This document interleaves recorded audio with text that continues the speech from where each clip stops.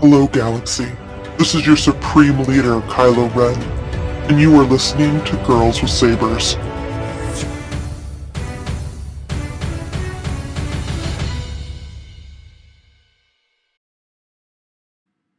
Hey guys, it's Luthien, and along with Emrys, we are Girls with Sabers, and we are so excited to have on the show with us today the gentleman from Blue Bantha Milk Co. Hello. Say hi, guys. Hello. Hello. How are you? And your names, por favor. Oh, Oh, of Yeah. course. Yeah. Yeah. So, do you want to go first? no, you go first. Oh, mate. So my name's Sean, and I am one half of Blue Bantha Milk Co. And I am Matt. I'm the other half of Blue Bantha Milk Co. I'm the one with the dowdy, uninspiring voice. according to two comments on YouTube now, which is Oh! It's the same guy. It's the same Yeah. guy. That's So That's the most ridiculous thing I've ever heard. No. I'm Yeah. gonna turn it into an in-joke. I'm gonna actually turn it around, and I'm gonna specifically make content for him now. Yeah. Like, I'm gonna call him out in almost every video from now on. I've decided I'm just gonna throw shout outs to him and little tributes and whatnot. I love it. Love it. And little outtakes of me smiling and going ho ho ho ho and doing vocal exercises. I've decided. I like it. Yeah, I do too. Treat him right. This just floors me Well, because, he's treating me mean, keeping me keen. So Matt, about your voice, I always thought like you could, read books on Audible. I mean, it's just this low register type of, do something on the sleeping yes, the books. sleep books on the Calm app. I mean, hello. But no, then you got this jerk and a half calling you out in the comments. Not good. Yeah, made me feel sensitive about it. But you've brought it back. I did. It made me feel good. Yeah. Thanks. Yeah. Screw that guy. Okay. Let's begin, shall we? Yay. Excellent. We shall. Yeah. Yes. Well, let's start off. Luke Skywalker as a mentor. Not only did Rey have this vision of Luke, and this legend of Luke Skywalker, but Mark Hamill also had this idea of what Luke Skywalker was supposed to be. And it was a little bit contradictory to what he described in an early 80s interview. But let's start off with the definitions of what a mentor is. Mentors provide heroes with motivation, inspiration, guidance, training, and gifts for the journey, often information or gadgets that come in handy later. Mentors seem inspired by divine wisdom. They are the voice of a god. They stand for the hero's highest aspirations. In this interview that Mark gave in 1983, he, and of course, Return of the Jedi, the trilogy is over, and he's asked about the character of Luke Skywalker. And he said, yeah, George Lucas came to me and said, would you be willing to come in a few decades, say 2011, and be the Obi-Wan? He actually, Lucas gave him that year, 2011. Wow. And come back as the Obi-Wan Kenobi figure, handing Excalibur to the next generation. And he was like, oh yeah, I like a job in the new millennium. Mark Hamill knew, from the last conversations he had in 1983 with Lucas, the plan for his character, if he should return, that he was going to return as Obi-Wan Kenobi, not the hero. In the documentary of The Force Awakens, Mark Hamill says, I thought I shouldn't return because my story is already finished. And he states, part of me thought, oh my God, no, it's just a terrible idea. I had a beginning, middle, and end, and I really can't see anything that I can add to it. He already knew that his hero story was at the end. He already knew that his hero story was completed, that it was a mentor that was going to have to begin. And then, I don't know if you've ever seen the documentary, The Jedi, and the director, but basically he's throwing a fit during the entire documentary. It is so sad. And the producer, Ron Bergman, says, it's heavy on him. He thought he's going to be the Luke Skywalker of this trilogy. It's just the realization that in this trilogy, he's not Luke Skywalker, he's Obi Wan Kenobi. So you really have this actor who thinks he's going to get his glory days back, that he's going to be the hero again, but he's not. So you have this melting pot of bittersweetness of expectations from the actor, expectations from original trilogy fans, and then you have the mythos that they're telling. So I was just going to ask, can an audience ever come to grips with the fact that it's the mythology that we're talking about, not necessarily fan serving? If that makes any sense. I need coffee too. So that on that point, something that really struck me during the not just the director and the Jedi, and yeah, he did sort of throw a little bit of a, I don't want to say like a fit, but you could see he was fighting it. Like internally, he was struggling with it. Obviously, people have pointed out the interviews that he's given, in the pre and post Last Jedi media circus or media cycle, whatever you call it. It's a circus. It's a circus. So it is a circus. His ideas, and I mean, even going back to The Force Awakens, I think time has not been kind to Mark Hamill in a sense. He was given an ample time period to really sit and be comfortable with everything that the EU had propped Luke Skywalker up to be. And I think then, if you look at his ideas for what should have happened in The Force Awakens, even, like, everyone wants to talk about The Last Jedi, but we don't really focus that much on what he said about, Han's death. He had a big disagreement with that. He thought that he should swoop in on a rope kind of thing, and there should be a big reunion and whatnot. I feel like time, I think, let Mark Hamill sit a little too comfortably in the pants and shoes of Luke Skywalker, to the point where I think he and his fandom kind of maybe got a little bit the better of him. Yes.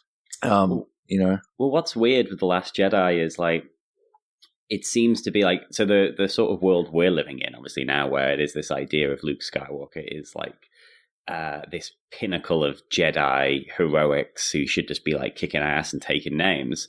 But like the only person who seems to not believe that mythology is Luke Skywalker in The Last Jedi. Like he seems to be the only one who is like, nope, it was never that. It's like he's the one who it's so weird to have that character so in opposition to Mark Hamill and so in opposition to the fans. It's like he's the only one who doesn't believe the hype about himself, which makes sense.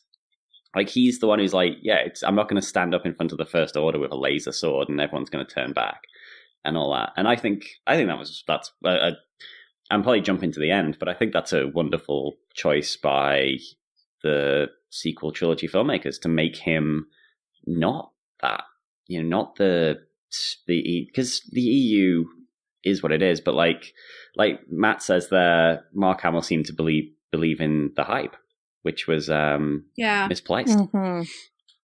And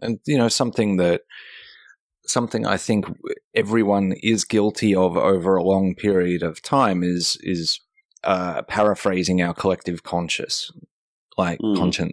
Like the way you think about things, like, especially when you've watched a movie over and over and over again, particularly when it's kind of something as permeating as the original trilogy, a lot of us just can watch that as background You know, like we'll be off Yes. doing other things. We're not really watching it. We're not really paying attention to it. So I think we all can be a little guilty sometimes of paraphrasing everything that happens. So, you know, in this case, Luke's the hero.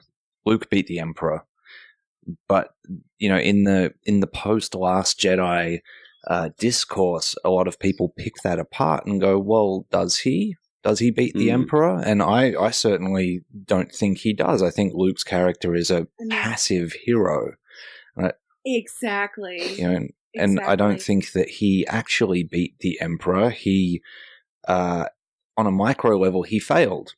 You know, it was just like his confrontation with Vader. He goes, he fails. He goes to meet the Emperor. He doesn't beat the Emperor.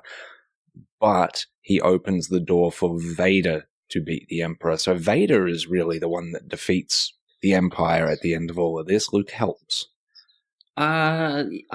Yes, I would agree, but I think Luke not killing Vader, throwing away his lightsaber and saying, "You failed, I'm a Jedi like my father before me," is definitely defeating the Emperor in I don't want to say like a war of minds. Yeah, like I would say in a spiritual way. Yeah, so that the game that the Emperor's playing about trying to seduce Luke to the dark side, he fails, but the actual death and all that is Matt's, you're right in terms of it being Vader. Like it's that's the thing. I think it's a hard needle to thread that people have just taken it to be like, no. Luke shows up on the Death Star and he saves the day and he's the big hero. But if you go scene by scene, it's a lot more complicated than I think we've all remembered it, because we all watched it when we were like 10 years old. Mm-hmm. He was always meant to save his father, not physically defeat Palpatine or Sidious. That was his role. That was his hero role of saving his father, so his father could defeat Sidious. By saving the father, he saves himself. That's the monomyth, is to find your father. And so for him to be a Jedi like his father, he needs to redeem his father. So it's both saving his soul and his father's soul at the same time. It's redemption and restitution for both. Yep. And isn't this entire way of looking at Luke just such a meta on the exact situation of people not liking Luke's arc? Like he, you know, when you examine it all scene by scene, that role, that spiritual role, I mean, God, it's such a monk thing, right? And his victory is such a spiritual victory. Exactly. But yet we as a fandom come out of it, as did Mark, thinking in this very, very linear, traditional action hero kind of way. You know, like you cut out the meat in the middle. It's like, Luke, Sean, as you said, Luke goes to Death Star blow up, Palpatine down hole, goody, like he's the winner. You know, and so we all go away. Mark goes away, and it's like, yep, cool. He gets the chicken dinner. So that's it. That's always floored me to think about it that way. The minute Luke comes on screen in Return of the Jedi, he's clad in robes, very Zen-like, you know, doing all these Jedi mind tricks. No job, no longer. I mean, and he's ascended to this higher Jedi mind. And since when you have someone so in tune spiritually, wouldn't their fall out of that spirituality be just as hard? You see him and what happened with Ben and what happened with the Jedi Temple. His self-exile makes perfect sense to his character. Oh my God, what did I do? How could I have prevented this? Oh my gosh, I am not the leader I thought I was. And bam, self-exile. Well, it was that, but it was also the fact that he feels like whenever you mess with the balance, you're going to start a war. So he felt like in that spiritual depression, he felt like if he could exile himself, it would be a way of not allowing the dark side to rise anymore. If the light doesn't rise up, then it will just stay like the status quo. So that was an explanation Rian Johnson gave, and he wondered, and I wonder too, if that was actually clear in the movie. If he didn't hide out of cowardice. He hid because of shame, but he also hid because what if I just step out of the fight? What if the Jedi cease to be? Will there be this balance war? Can we end this thousands of year war that we've had between Jedi and Sith if the Jedi just go extinct?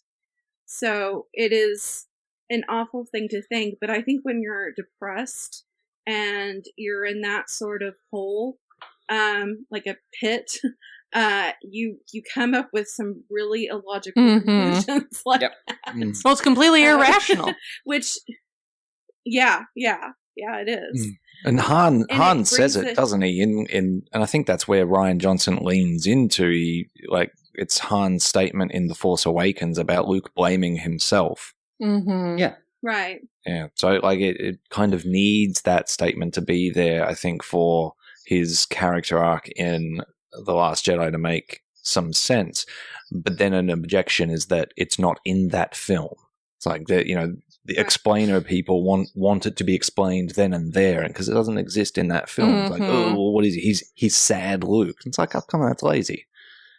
It's very cut and dry. It's so strange that I've seen so many explanations for this, but you watch the film and it's just there. Yes, it's all there. It's not even subtext. A lot of it is text. It's so strange to have to see people constantly being like, no, he failed, so he self-exiled. Like, no, it's there. Like Matt says, Han said, because that was the thing in Force Awakens when Han said, he failed, a bunch of his students rebelled, and he blamed himself and he exiled himself. I'm like, yeah, cool. That seems like that is a totally legitimate action for someone to take. I'm into it. It obviously, as Last Jedi shows us, it's flawed. And so on and so on. But I don't know. I'm going off on a bit of a tangent. Ignore me. But yeah, it's text. It's fine. We tangent hardcore here. So you are in good company, sir. Which brings us to this idea of a fallen mentor. And I think this is something that people have a hard time accepting, is just because someone is fallen doesn't mean that they can't teach the hero something. That Luke is still a mentor.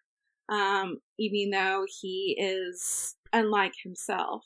A fallen mentor has lost faith in their own journey. The protagonist sometimes makes them re-enter their hero's journey, which you see that with Luke. The coming of Rey gets him to get rid of his depression, his exile, and he has to go confront his sin. He has to go confront what he did to Ben and apologize. And I think that's something that people also don't understand is Luke did not confront Ben to beat him to death.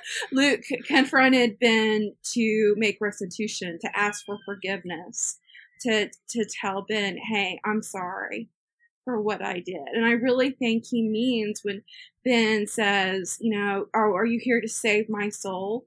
He goes, no, because Luke realizes that he can't save Ben. That's not his job. But at least what he has to do is mend the breach, mend the wound that he caused. Yeah. No, that's yeah. Again, this is very much text. I'm not saying you shouldn't be saying this, but I'm saying it's very strange. Yeah, and you hit the nail on the head, this idea of Last Jedi's bad because Luke shows up as a ghost and doesn't murder Kylo Ren. You're like, well, obviously, if you're watching the film, it should make sense. If you're not sort of if you haven't got the film on it 3 rooms away and you're sort of listening to music at the same time and caring for a screaming child and something and you're completely distracted, then yeah, I can understand how you wouldn't get it. It's not that metaphorical. It is pretty much up there with a little bit of extra stuff. It just drives me insane. I just feel like we've lost this this wonderful way that we want to hear dialogue in film. And I'm going to give an example, and I'm probably going to get called out for it. You pit the dialogue up of Endgame or Infinity War. Yep. And parallel that to the dialogue we got in Star Wars, or even Lord of the Rings, or some other type of higher fantasy type film. I think we've gotten so used to dumbed down dialogue. And we want everything spoon-fed to us. And I'm not saying Infinity War or Endgame were horrible films. I love those films. But it was always a quip. It was always a jab. It was always a quick little quote and bam. I just didn't feel like the dialogue was... What's the word I'm looking for? Good? The dialogue. Yeah. The depth isn't correct. There was not enough depth to it. But that's so the masses can follow along. But it's CinemaSins. It's a CinemaSins thing of like, oh, well, you can't leave anything. People don't want, like, to work. Correct. You don't want to think. You just want to go into this film. But now look at what Star Wars has always done. But now you have these directors who are also writers, and they have a team behind them who are finishing up this saga, and it's such a rich story, and they have dialogue to match it. And not everything's going to be spoon-fed to you like a Marvel film. Well, also in Marvel, the heroes' failures and the heroes, whatever the albatross that is around the hero's neck, whatever their burden is very, very simple or very easily fixed. It's not. It's with Luke. You're seeing a man in his twilight years lose everything that he has worked for his entire life. And that's a hard pill for someone to swallow. Then you have things like depression, suicide, almost murdering your nephew. These are hard-hitting ideas and complexes. And people think, well, once you do something like that, you can't be a hero. You lose your title. You can't be a hero once you have a flickering thought of killing your nephew.